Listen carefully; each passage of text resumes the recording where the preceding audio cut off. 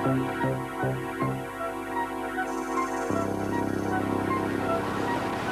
the shed, if you don't mind, sir.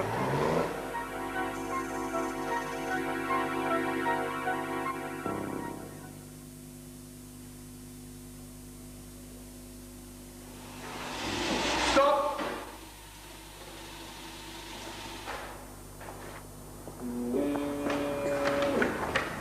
What have we here, then? Smart looking, eh? 5-door, all steel hatchback, styled by Bertoni of Turin with engineering assistance from Porsche. If I want your opinion, I'll ask. Okay. Monocoque construction, bolt-on wings. I know what I'm looking for, and it isn't you being clever. Right? What exactly are we looking for, sir? You just look, I'll do the thinking. Just the one? Yep, for everything.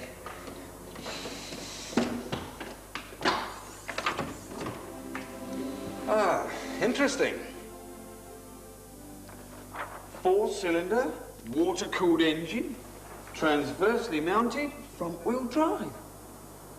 We're looking at the boot at the moment, thank you. Lights on the tailgate, eh? Lots more room for loading. Does the shelf come out? Of course. What's in here? 8.5 cubic feet of storage space. No, I mean here. Aha. Oh, what's this? What? Thoughtful. Oops. Is this meant to come off? Yep, that's a rechargeable torch as well as an automatic light. Just as well.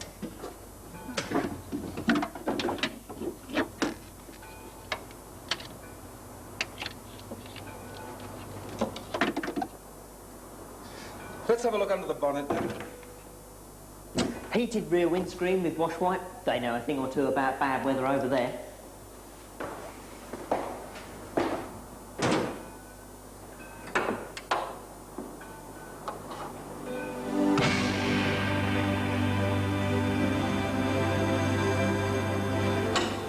Surprisingly roomy.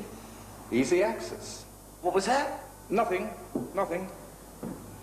1289cc, 61.7 brake horse at 5,000 RPM, leaded or unleaded. Pierberg twin-choke downdraft carburettor, complies with lower emission requirements. Water-heated inlet manifold, so you've got better fuel vaporisation. Excellent cold running. Go on. Large capacity fuel pump and return flow fuel system means a greatly reduced possibility of inline vaporisation. Oh, and of course the most obvious change is the light alloy cylinder block and cylinder head. Much improved weight distribution. Tony. The cylinder head is now an 8-port design which we've developed from our own very successful rally engine.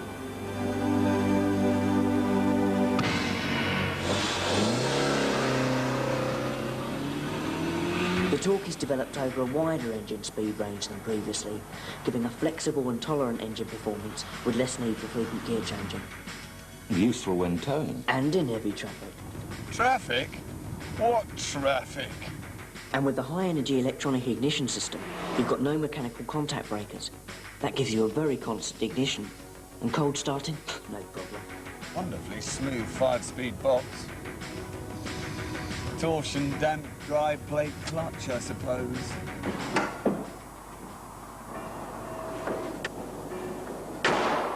Having a little sleep, I thought we were were going to be all night. We haven't got all night, and if I don't get through But you this... still haven't told me what it is exactly that we are supposed to be looking for. You'll know when we find it, so get to it. But what? Get something up on the ramp.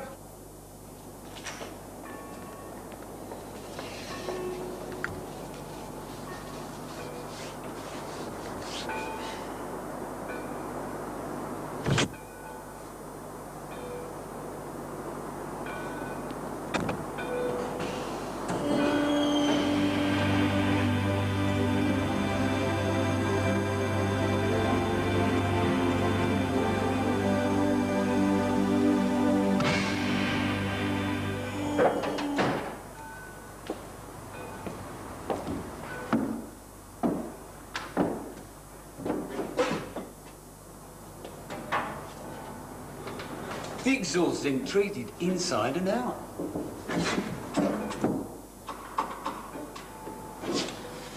Standard rack and pinion steering.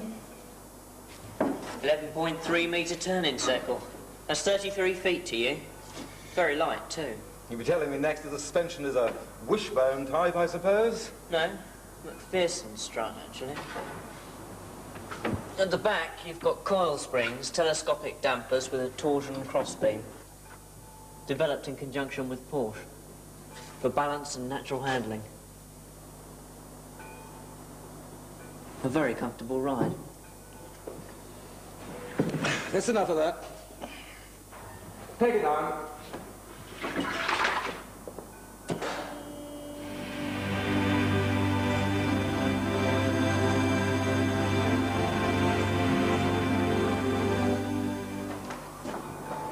We'll have that front wheel off, if we may. You'll find all you need in the boot. And we'll have the driver's side door panel off as well. If you can stay awake that long.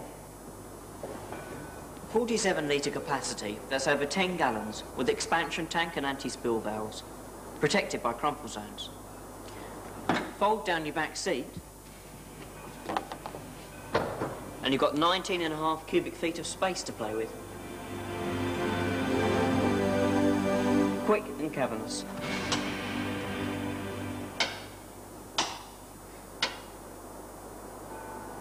What's that? Passenger compartment ventilation. And here, you've got your roof rack mounting points.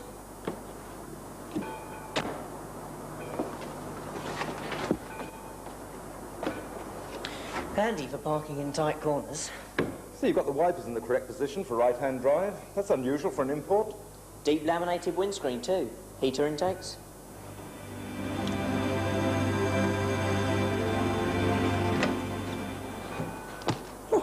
British-made light alloy wheels.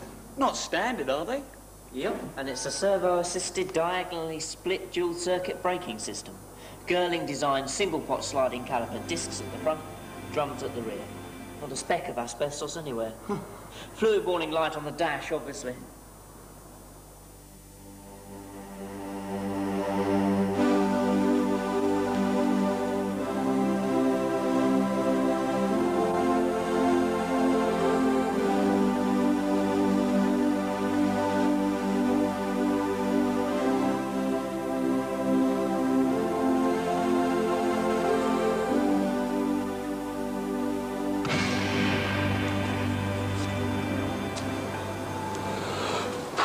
And these will stop your bonnet coming up through your windscreen if you do happen to hit something.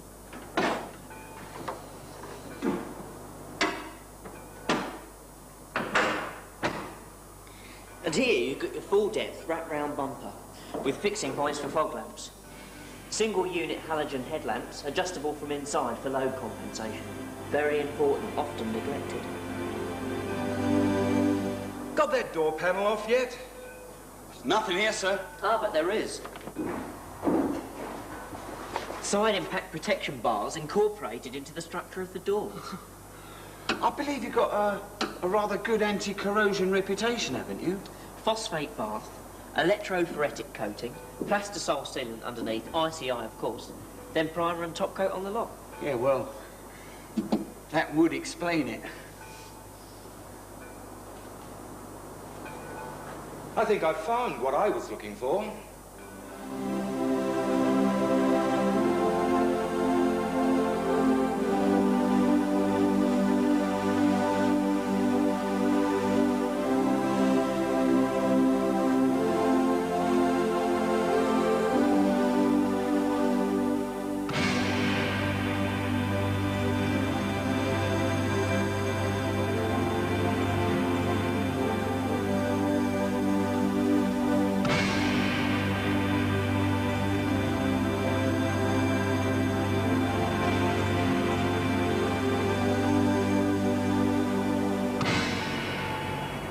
This is the car for me. I'll keep hold of those if you don't mind. But it's just what I was looking for. I'm terribly sorry to disappoint you both, but it's more than my job's worth, you see. I've got to take this car to Steve Ryder for a road test.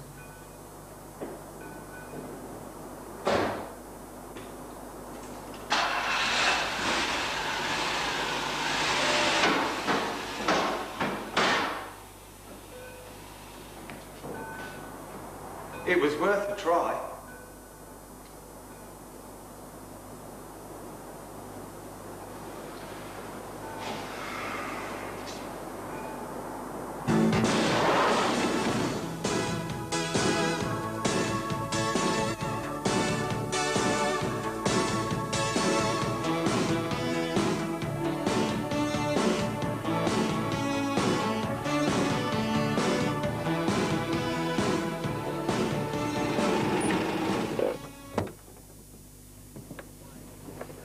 When we talk about Skoda, we talk about one of the oldest, established, most respected motor manufacturers around. A company with a proven record of producing practical, economical, and very competitively priced motor cars. But they're not unexciting cars by any means, as Skoda's amazing record in World Championship rallying over the last 15 years or so would prove. Now, the Favourite is in the very best of the Skoda traditions. It's part of a multi-million-pound investment by the company, which involves building new production plants equipped with the most advanced computerization and robotization that's around today. The Favourite takes its name from one of the most popular Skoda models of the 30s. It's a 5-door hatchback with very pleasing lines. In fact, the styling is by Bertoni of Italy, with additional engineering contributions by no less than Porsche. Just 12.5 feet long, but an amazing amount of room inside, and the wide opening doors, both front and rear, give the perfect kind of access to make use of all that space. And at the back, a very wide tailgate, and that combined with this convenient low loading lip means there's a whole range of awkward loads that can be carried, especially when that back seat is folded down. So, room inside, room at the back. In fact, a great deal of space in the engine compartment around the transversely mounted 1300cc engine. Once again, ease of access, this time for ease of maintenance. As regards the bodywork, well, that's covered and protected by a proven ICI rust-proofing treatment. The whole of the body shell is immersed in a phosphate bath and then sealed and then dipped, and that's all before the primer and the top coat are applied. Well, that's a guided tour of the outside. Let's take a look at the inside of the car.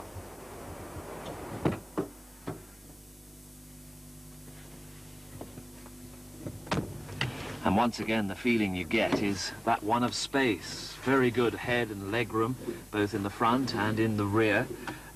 Comfortable seats, adjustable for most sizes of driver or passenger, and those head restraints fitted once again, both front and rear. Very little has been spared in the way of expense on interior trim. Very hard-wearing, very attractive carpet. And another impression you get is the all-round visibility. Very few blind spots around this car. Very attractive fascia, a large glove compartment, comprehensive, easy to understand controls for heating and ventilation, and in general the dashboard is very concise, giving the driver precisely the kind of information that he wants on the operation and the condition of the car. Fitted as standard, this internally mounted door mirror, and the internal mirror itself works in 2 positions. Laminated windscreen, that's fitted as standard as well, no expense spared.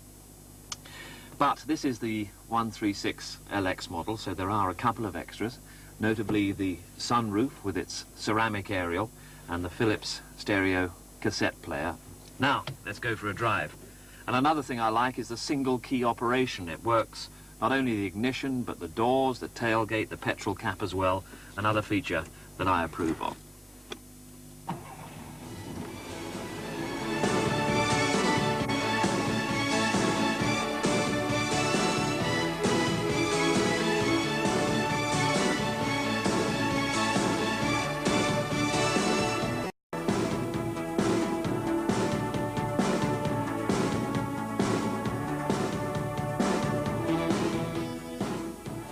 The pedals are very comfortably spaced and the clutch feels light. It's a very smooth getaway.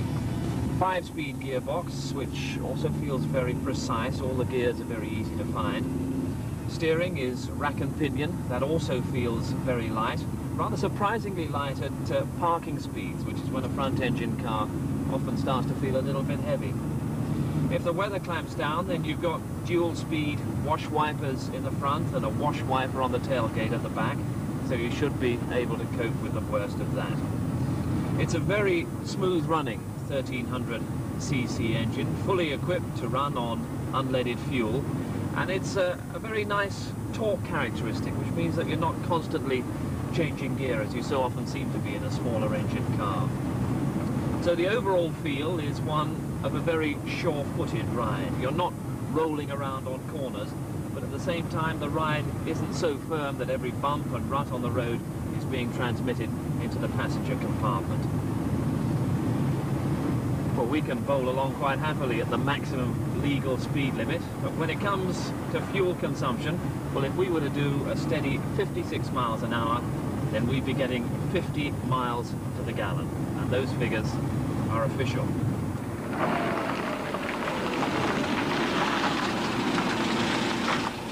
So there we have it, a 5-door hatchback, which is spacious, economical, reliable. It's priced at something like £1,000 less than similar specification cars on the market. Not only that, but it's got a 2-year unlimited mileage warranty. In these days of economic pressures, the Favourite really does make economic sense. And if you were to go along to your local Skoda dealer, I think you get quite a surprise. And the Favourite could well become your family's favourite car.